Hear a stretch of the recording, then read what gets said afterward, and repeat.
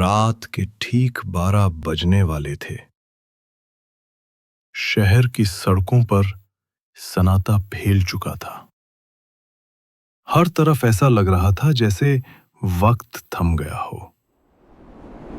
इस टाइम में आमतौर पर कोई ऑर्डर नहीं आता था, लेकिन राकेश, जो एक फूड डिलीवरी ऐप का डिलीवरी बॉय था, पिछले कुछ दिनों से देख रहा था कि एक अजीब सा ऑर्डर हर रात ठीक 12 बजे आता है। ऑर्डर हमेशा एक ही जगह से आता था, शहर के किनारे पर खड़ी पुरानी वर्मा हवेली।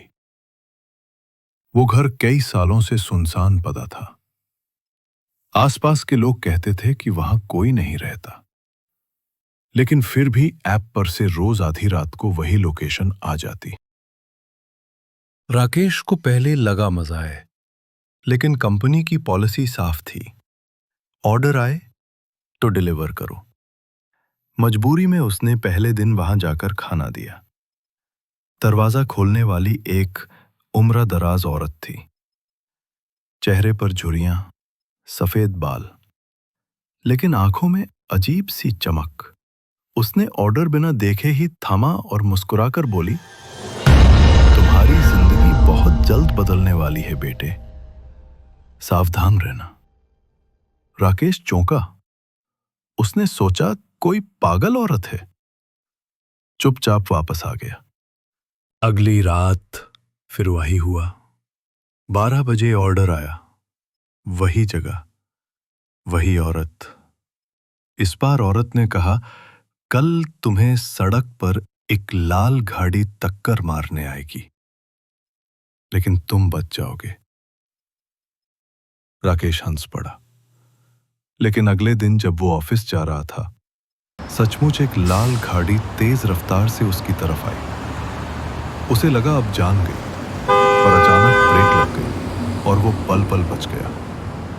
उसके रोंगटे खड़े हो गए। तीसरे दिन औरत ने कहा, तेरा सबसे करीबी दोस्त तुझसे धोखा करेगा, संभल जाना।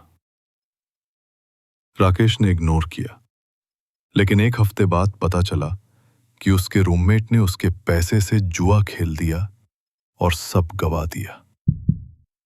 अब राकेश का यकीन पूरी तरह हिल चुका था। हर रात वो डर के साथ हवेली में जाता और हर रात वो औरत उसके फ्यूचर का कोई कला सच उसके सामने रख देती।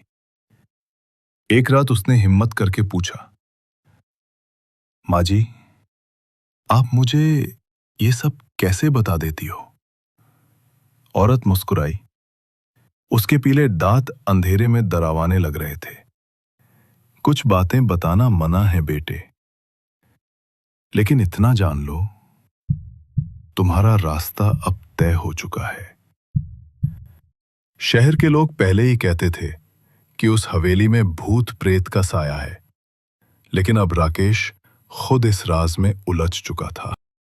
एक दिन औरत ने कहा, अगली बार जब तू आएगा, तू लौटेगा नहीं। राकेश का खून जम गया।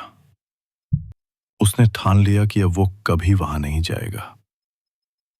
लेकिन रात 12 बजे उसके मोबाइल पर फिर वही नोटिफिकेशन चमका। उसने ऐप बंद करना चाहा, पर स्क्रीन लॉक हो गई, जैसे किसी ने कंट्रोल ले लिया हो। लोकेशन अपने आप खुल गई और रास्ते का निशान दिखाने लगी।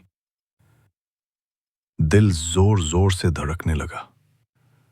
हाथ कांप रहे थे, पर जैसे कोई अदृश्य ताकत उससे खींच रही हो। उसके पैर अपने आप बाइक की तरफ बढ़ गए। रोड सुनसान थी। हवेली के दरवाजे पर वही औरत खड़ी थी, जैसे पहले से उसका इंतजार कर रही हो। उसकी आवाज पहले से भी भरी और गूंजदार थी। आज तेरी आखिरी डिलीवरी है बेटे। राकेश ने डरे हुए खाना थमाया और पूछा, तुम कौन हो? औरत की आंखें लाल हो गई, धीरे धीरे हो गई। मैं वही हूं जिसे तूने जन्म से पहले छोड़ दिया था।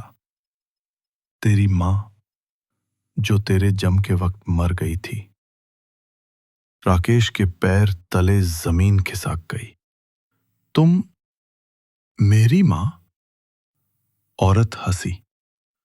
उसकी आवाज हवेली की दीवारों से टकरा कर गूंजने लगी।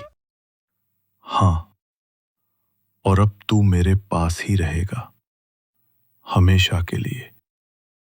अचानक हवेली का दरवाजा अपने आप बंद हो गया। चारों तरफ अंधेरा छा गया। राकेश की चीख गूंजी, पर किसी ने नहीं सुनी। अगली सुबह डिलीवरी कंपनी के लोग राकेश को ढूंढते रहे, लेकिन उसका कोई पता नहीं चला। ऐप पर आखिरी ऑर्डर अभी भी डिलीवरिंग पर अटका था। लोग कहते हैं उस हवेली में अब भी हर रात 12 बजे वही ऑर्डर आता है, लेकिन कोई डिलीवरी बॉय उसे लेने की हिम्मत नहीं करता। कहा जाता है अगर आप रात को उस घर के पास से गुजरें तो किसी नौजवान की चीखें अब भी सुनाई देती हैं, बचाओ बचाओ। और खिड़की से झांकती वो औरत लाल आंखों से आपकी तरफ देखती रहती है। दोस्तों, अगर आपको यह कहानी पसंद आई हो तो प्लीज वीडियो को लाइक, शेयर और सब्सक्राइब करना ना भूलें। आपका एक लाइक और सब्सक्रिप्शन हमें और भी दरवानी कहानियां बनाने का हौसला देता है।